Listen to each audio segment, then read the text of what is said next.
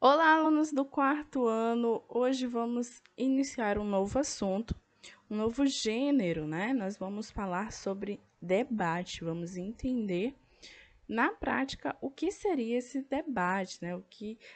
Como é feito um debate. Bom, então, de início, vamos pensar no debate como a defesa de duas pontos de vista diferentes, a defesa de duas ideias, né? É quando eu penso de uma forma e defendo a forma que eu penso e o meu colega pensa de outra, porém ele vai defender a forma como ele pensa, né? Vamos dar um exemplo político que nós sempre vemos acontecer bastante.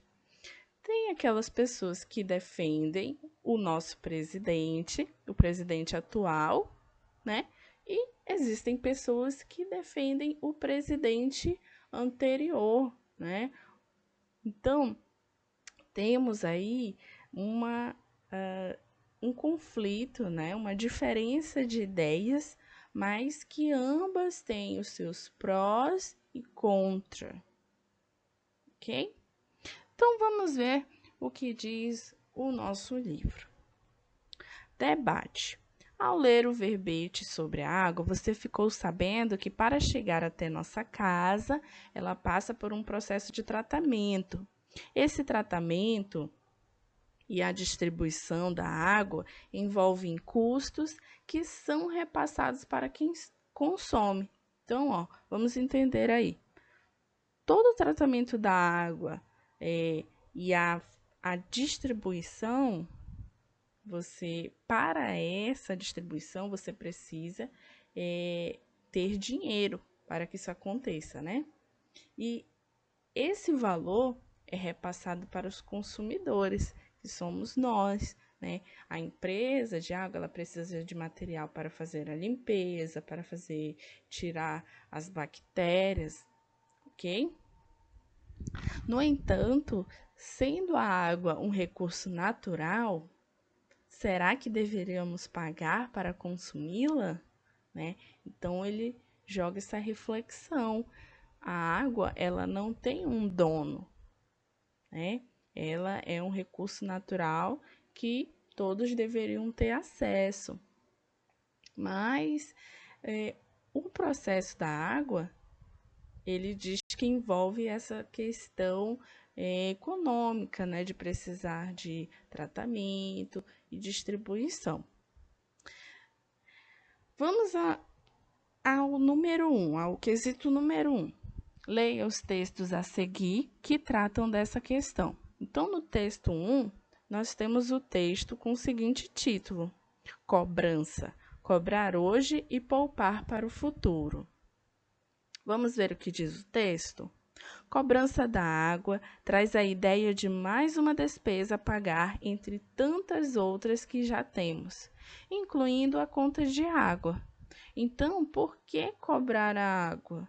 É preciso entender que, em primeiro lugar, que o que se tem cobrado hoje não é o uso, mas o serviço de captação, tratamento e distribuição. Então, olhem só que interessante, não pagamos o uso, não pagamos a quantidade que utilizamos de água, pagamos sim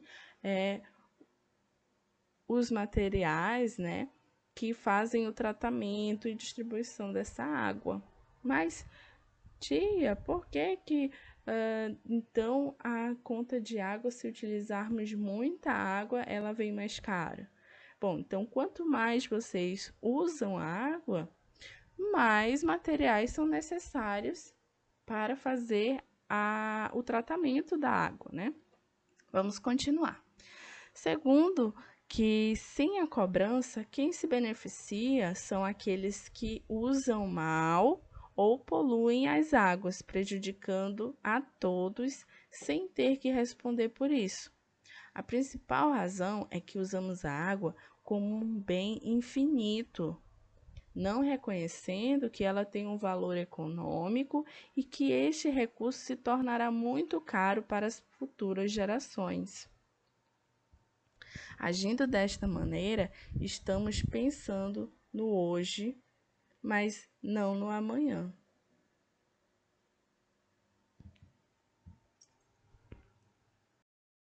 Vamos ao texto 2. O texto 2 diz o seguinte: a água deve ser entendida como um bem comum, defendem participantes de fórum. Então, é um texto publicado em 11 de 1 de 2018, né? É recente, por Helena Martins, repórter da Agência Brasil, Brasília.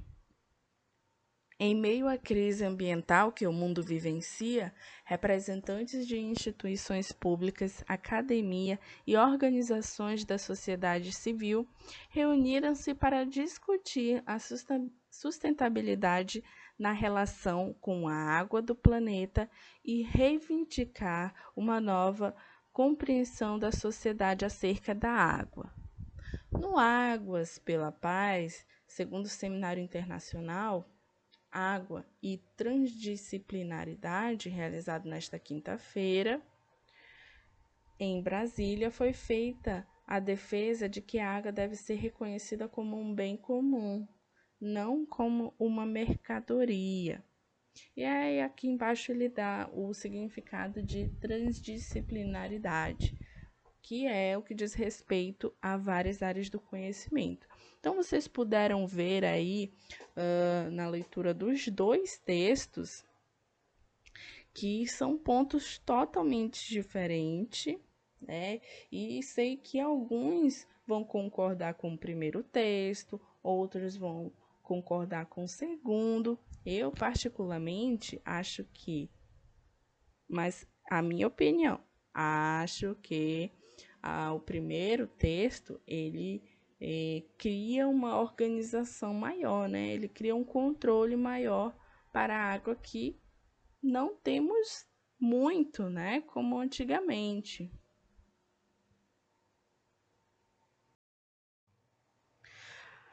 Bom, vamos às nossas questões. A letra A diz o seguinte: os dois textos que você leu apresentam informações sobre o uso da água. A respeito deles, faça a relação adequada. Então, o texto 1 você vai ver se ele se enquadra no gênero notícia ou se texto de opinião. O texto 2, você verá se é um texto de opinião ou notícia. Agora vamos à questão B. Os dois textos apresentam o mesmo ponto de vista a respeito do uso da água. Por quê? Então, será que nos textos são apresentados um mesmo ponto de vista a respeito do uso da água? Será que lá nos dois textos só tem uma opinião sobre o uso da água? Por quê? Então, você vai justificar a sua resposta.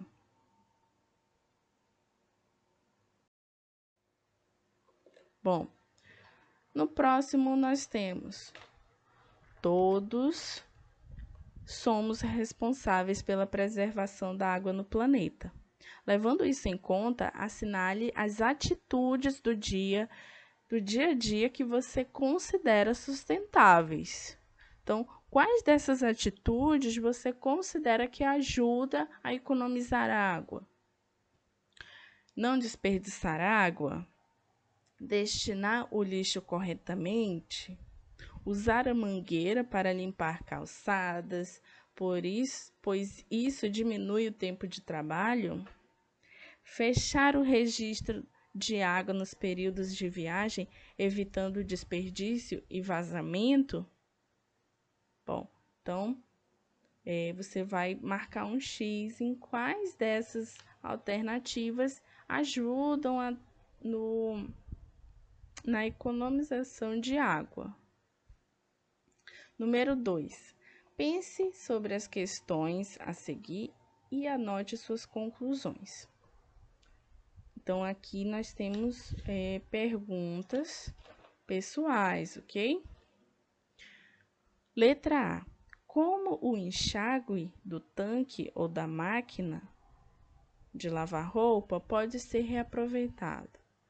Como que pode ser reaproveitada essa água utilizada no tanque ou na máquina de lavar roupa? Se você tiver dificuldade, você pode pesquisar. Letra B. Como economizar água ao lavar louça? Será que quando vamos lavar louça, ajudar a mamãe nas tarefas de casa, será que temos que lavar a louça com a torneira aberta o tempo todo, sem às vezes estar utilizando? Será que é correto?